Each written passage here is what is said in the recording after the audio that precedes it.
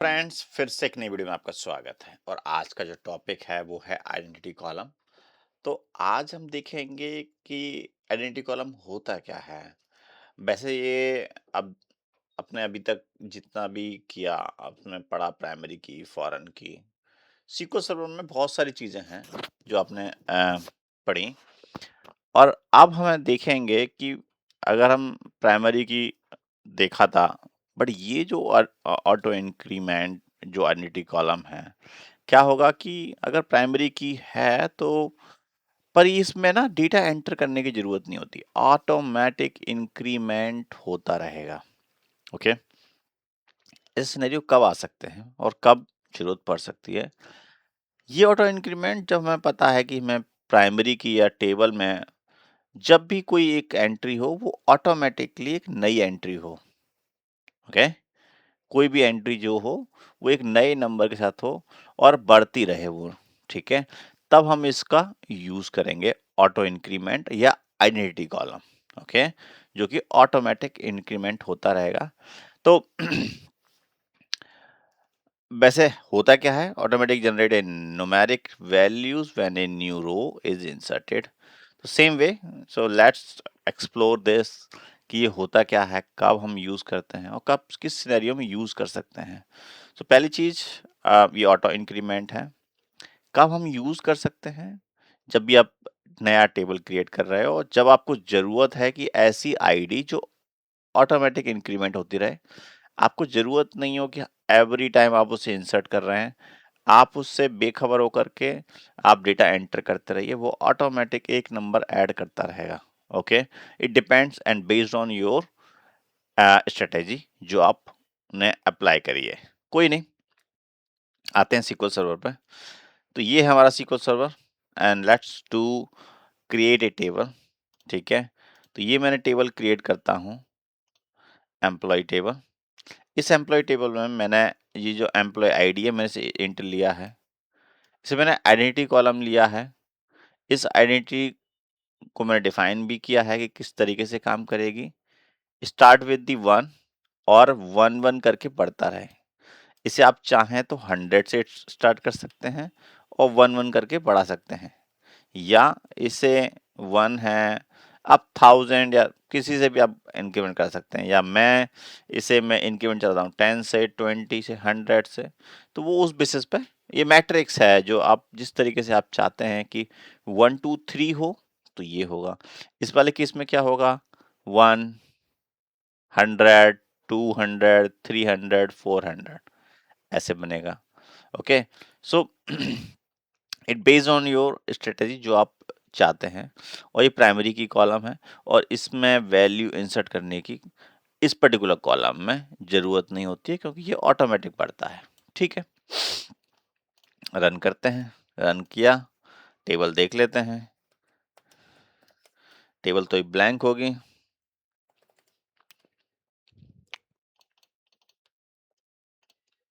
ठीक है, मैंने इसे रन किया, अब देखा कि टेबल ब्लैंक है। मैं इसमें कुछ वैल्यूज एंटर कर लेता हूँ। इन वैल्यूज को एंटर करने के बाद आप देखिए कि इसमें जब मैं इसे इंसर्ट कर रहा हूँ, मैं इसमें क्या दे रहा हूँ, एम्प्लॉय आईडी नहीं दे रहा हूँ। एम्प्लॉय आईडी जो पहली वाली है वो नहीं दे रहा हूँ, बाकी फुल नेम और सैलरी में डिफाइन कर रहा हूँ। फुल नेम और सैलरी इस तरीके से मैं इंसर्ट कर रहा हूँ, जिसमें मैंने अमित उसकी सैलरी, नेहा उसकी सैलरी, राहुल उसकी सैलरी। ठीक है, अगर मैंने इसे इंसर्ट किया तो देखिए ये डेटा तो इससे इंसर्ट कर दिया, पर जो प्राइमरी की कॉलम होगा उसको 1 2 3 ऑटोमेटिक इंक्रीमेंट लिया इसने। ठीक है, अगर आप इसी चीज को चेंज करके 100 200 300 करना चाहते हैं तो वो आप कर सकते हैं। तो मैं इसे 100 कर देता हूँ और इसे कर देता हूँ 100। अब ये ऑटोमेटिक 100 200 300 करके इंक्रीमेंट होगा। आप दिखा देता हूं मैं।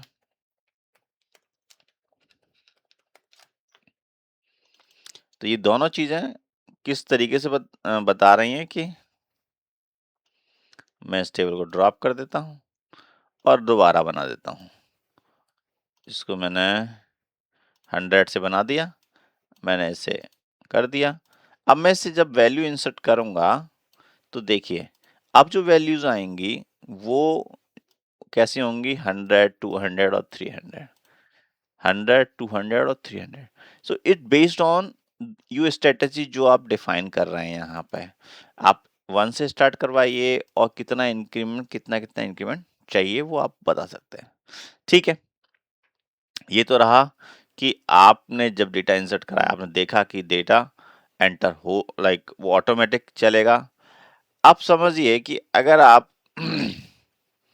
इसमें वैल्यू जो आइडेंटिटी कॉलम में मैनुअली डालने की कोशिश करते हैं कि लेट सपोज कि मेरी ऐसी जरूरत आ गई कि मुझे मैनुअल डेटा एंट्री करनी है उस पर्टिकुलर लाइक वैल्यू से, या तो इसने मिस कर दिया है कोई वैल्यू को, तो हम उस वैल्यू को लेट सपोज कि आपने कोई डिलीट कर दी बीच में से ही, ठीक है, या 3 डिलीट कर दिया। अब मुझे चाहता है कि मैनुअली मैं 3 को एंटर करना चाहता हूँ, क्या मैं कर पाऊंगा? नहीं, वो उसकी जगह वैल्यू एरर देगा।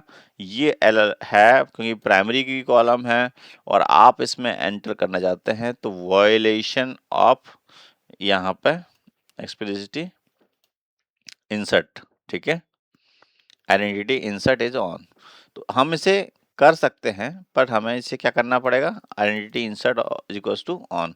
तो उसके लिए आपको यहाँ पे ना उसे कमांड को ऑन भी करना पड़ेगा और ऑफ भी करना पड़ेगा।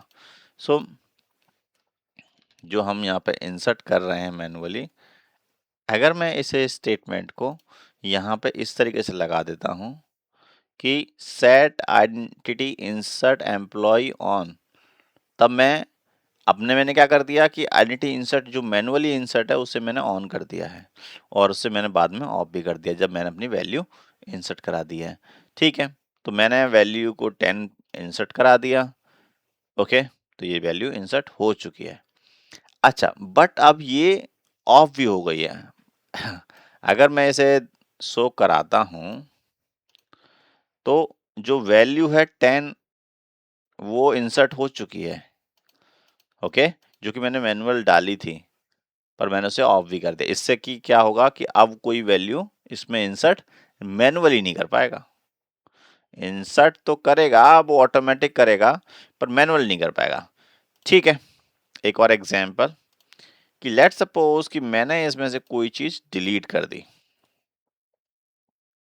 क्या जो अगला इंसर्ट करूंगा, लेट सपोज मैंने 2 डिलीट कर दिया, ओ माय गॉड 2 है ही नहीं है, तो 2 की जगह 200 है मेरे पास, तो मैंने 200 डिलीट कर दिया। ठीक है, तो मैंने 200 डिलीट कर दिया, क्या मेरे पास जो अगली वैल्यू, क्योंकि मेरे पास जो सीक्वेंस है अगर मैं इसे दिखाता हूँ 10 मतलब 100 है और 300 है, तो क्या ये अब नेक्स्ट वैल्यू जो भी मैं इंसर्ट करूंगा क्या ये 300 जाएगी, सॉरी 200 जाएगी?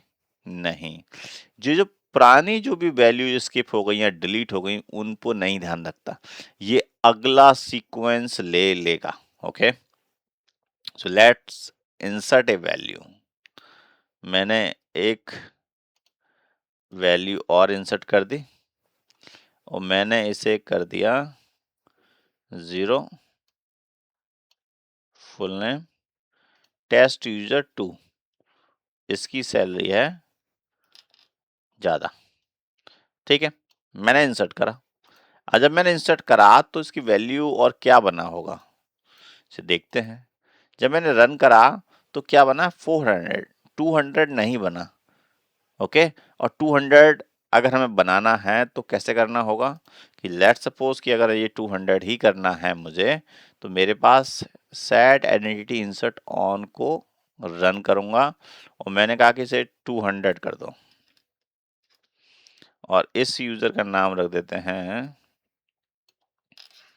विनोद कुमार। ठीक है, अब मैं इसे इंसर्ट करता हूं किस वैल्यू को, 200 वाली को। तो अभी ये जो 200 मिस हुआ है वो ऐसे मैं मैनुअल इंसर्ट कर सकता हूं। ठीक है, मैंने वैल्यू डाल दी है और वैल्यू अब ये 200 भी शो करेगी। आप ऐसे करके लाइक सीक्वेंस मेंटेन कर सकते हैं। आपने डिलीट करा, आपको दोबारा से वो चीजें रिकवर करनी पड़ेंगी। ओके, अगर अब आप ये बोलोगे कि इसमें जो सीक्वेंस है और सीक्वेंस को कैसे मेंटेन करना है, क्योंकि जो सीक्वेंस अगर मान लो कि अगर डिलीट हो गया तो उसे कैसे हम करेंगे। तो कोई नहीं, उसके लिए मेरे पास एक है, इस कमांड को हम रीसीट कमांड को यूज कर सकते हैं।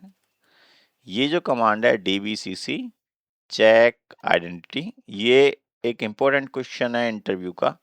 इसमें पूछा जाता है जब भी आप इंटरव्यू में कि अगर आपने आइडेंटिटी कॉलम है उसे रीसीड करना है तो उसके लिए क्या कमांड होगी, क्योंकि वो बीच में से अगर डिलीट कुछ रिकॉर्ड हो गए तो तो क्या कर सकते हैं इसमें, रीसीड के इस कमांड का यूज करके।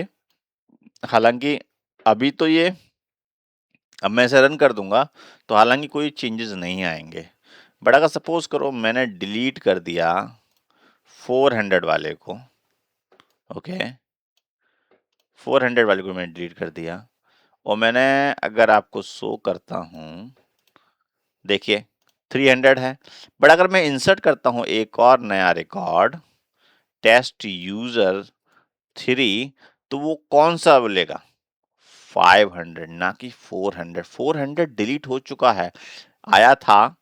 ओके, अगर मैं ऐसे करता हूं तो ये जो वो दिखाएगा वैल्यू, वो दिखाएगा 500 की। एक बार देख लेते हैं, यस है ना 500। तो अ, अगर इस वाले केस में कैसे कर सकते हैं, तो इस वाले केस में क्या कर सकते हैं, आप डिलीट कर दीजिए जो ये 500 वाला है, ठीक है डिलीट कर दिया। अब वो रिकॉर्ड डिलीट हो चुका है। अब मैं ये कमांड चला देता हूँ dbcc, ठीक है। अब मैं अगली वैल्यू डेटा एंटर करता हूँ। ओके, अब मैं एक बार दिखा देता हूँ आपको, जो वैल्यू ड्रॉप हो चुकी है अब 300, अब ये क्या आएगी 400 ही आएगी। ओके, सो इसे रन किया और ये वैल्यू जब मैंने इंसर्ट करा तो ओके, ये प्राइमरी की वैल्यूएशन दे रहा है, क्योंकि अब जो वैल्यू इसे मिली, क्योंकि 300 ऑलरेडी है। हालांकि जब ये वैल्यू डिलीट करी गई, मैं आपको दिखाता हूँ, थोड़ा सा मेरी भी कंफ्यूजन में था, क्योंकि ये अगर ये 300 जो है उसने रीसीड करा 100 200 300, जो वैल्यू उसने एक नई बनाई है उसका जो वैल्यू होगी वो क्या होगी 300 होगी, उसकी वैल्यू क्या होगी 300। तो बेहतर है कि जब आप भी आप इस तरीके से आप कंफ्यूज लाइक प्रॉब्लम आ सकती है जब भी आप टेबल में इंसर्ट कर सकते हो, क्योंकि मैंने टेबल का रिकॉर्ड डिलीट करा है और रिकॉर्ड डिलीट करने की कौन सी पोजीशन है ये हमेशा रहेगा प्रॉब्लम।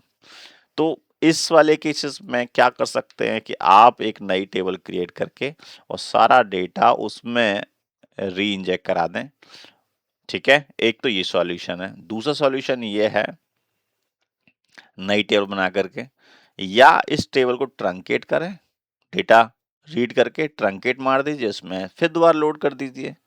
जैसे कि अगर मैं इसे ट्रंकेट कर देता हूं तो ट्रंकेट करके ये पूरा डेटा उड़ जाएगा। ट्रंकेट टेबल और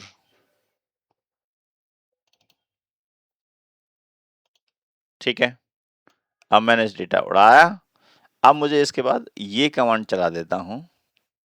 ओके, अब ये काम, जो भी वैल्यू आएगी, अब जो वैल्यू आएगी वो कौन सी आएगी 1 आएगी, क्योंकि पोजीशन किससे स्टार्ट है 0 से स्टार्ट है, ठीक है।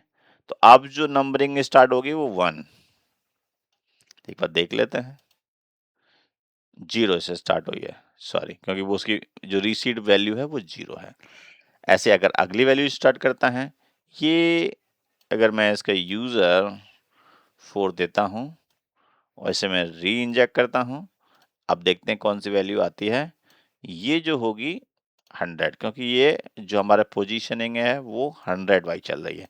Start position for 0, then 100, then 200, then 300। So guys, आपको समझ में आया होगा कि कब रीसीट और कब हम इस तरीके से डीबीसीसी कमांड को यूज करते हैं, क्यों जरूरत है लाइक आइडेंटिटी कॉलम की, जब हमें कोई ऐसा फील्ड जिसमें कि ऑटो इंक्रीमेंट चलता रहे और यूनिक रहे। इससे क्या होगा कि हमें दोबारा दोबारा आईडी डिफाइन करने की जरूरत नहीं पड़ेगी। ठीक है। सो आई होप ये आपको समझ में आया होगा। और अगर मैंने बताया है कि सिनेरियोस कि कब हम इसे रीसीड करेंगे, अगर हम डेटा डिलीट हुआ है बीच में से तो उसे हम कैसे मैनुअली भी इंसर्ट कर सकते हैं, जो मैं आपको बताया तरीका। सो कुछ क्वेश्चंस इंटरव्यू के जो बन जाते हैं, जैसे कि can like a table have two or more identity column या more than one? No, identity column एक ही बनेगा। ओके, तो एक टेबल में एक ही आइडेंटिटी कॉलम हो सकता है। पहला इंटरव्यू क्वेश्चन है। दूसरा, क्या हम आइडेंटिटी कॉलम प्राइमरी की? यस, यस, प्राइमरी की कॉलम होता है। सो गाइस, आई होप आपको ये आइडेंटिटी कॉलम समझ में आया होगा and you will like this video. So या सब्सक्राइब करते रहिए और वीडियो को लाइक करते रहिए, और मिलते हैं फिर से एक नई वीडियो में। तब तक के लिए धन्यवाद।